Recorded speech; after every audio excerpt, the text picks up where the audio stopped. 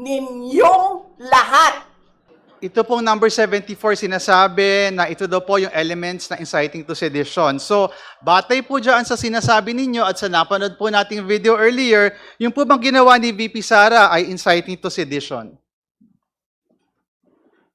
Based on the investigation conducted by the NBI and on the certification issued by the Department of Justice in relation to the Department Circular 20, the NBI submitted, or the complaint referred by the NBI, which includes inciting to sedition, contains all the necessary evidence to prove the essential elements of the crime and should be docketed for preliminary investigation.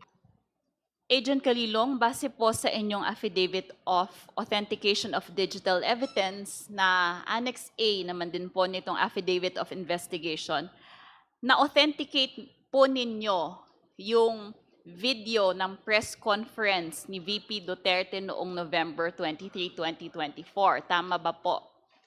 Yes, Your Honor. Ito pong video ng press conference, yung kanina pong pinlay po natin, di ba po yun? Tama ba po yun? Yes po, part po yun. Meron pong in-authenticate ako na whole video, Your Honor. Whole video po ang authenticate, ang inyong in-authenticate. Okay po. Ano po ang ibig sabihin ninyo ng pag-authenticate o ang authentication ng video? Authenticate po is pag-ensure na ang yung video na yon is the same and actual nung nag-transpire. I-ensure po namin na hindi po siya edited or spliced or AI generated, Your Honor. Okay, maraming salamat po. Maaari mo bang ipaliwanag sa amin ang proseso ng pag-authenticate in layman's terms kung pwede po, as much as you can? Yes, Your Honor. Una po, kami, communicate with Facebook Meta para po ma-preserve po yung URL na nagko-contain po nung video nung press conference nung November 23, 2024. Then, nagkaroon po kami ng confirmation email from Meta na ginawa nila yung necessary step para po ma-preserve. Next, we conducted screen recording of the video to ensure that what transpired is also being recorded. Spin recording po. Yes po, including the URL po, tsaka kung sino po yung nag-stream ng video. Okay po. Then, after po makapag-generate Sorry kami... po, binanggit niyo po kung sino po yung nag-stream ng video. Sino po yung nag-stream ng video na ito? For the authenticated video, ang nag-stream po is si Harry Roque po, Your Honor, Okay po. na account po. Go ahead po. Sige po, tuloy po. Then after pong ma-record, nag-conduct po kami ng hash value calculation. Ang hash value calculation po, yung po yung tinatawag na in layman's term, pag-fingerprint nung digital data, digital file, para po ma-ensure na yung video na yon, if magkaroon ng editing, magbabago po yung hash value. So meaning nyo po, Ah, kung makita po natin na altered or edited po ang video, it will have a different hash value.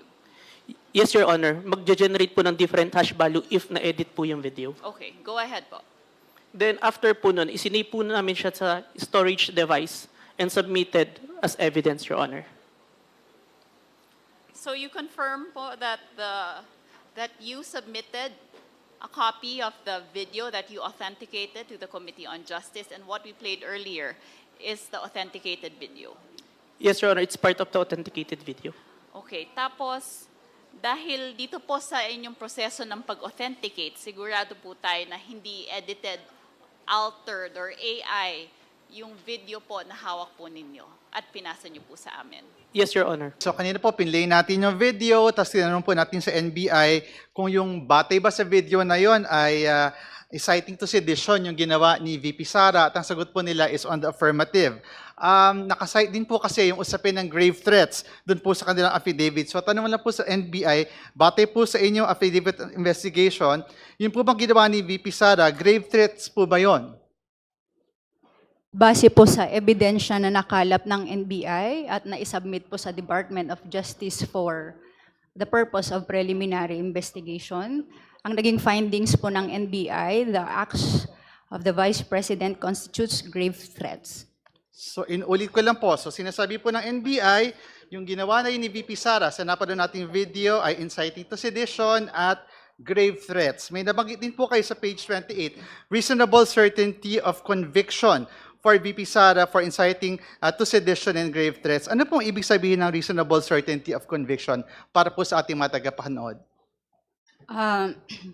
Noong March 31, 2023, ang Department of Justice po ay nag-issue ng Department Circular number 20 na kung saan po ang standard or quantum of proof ng in carrying out the roles of the investigators and as well as the prosecutors, ini-ensure po dapat ng mga investigators as well as the prosecutors that there must be a prima facie case. I am citing Section 2 of Department Circular 20, and that there must be a reasonable certainty of conviction based on available documents, witnesses, real evidence, and the like.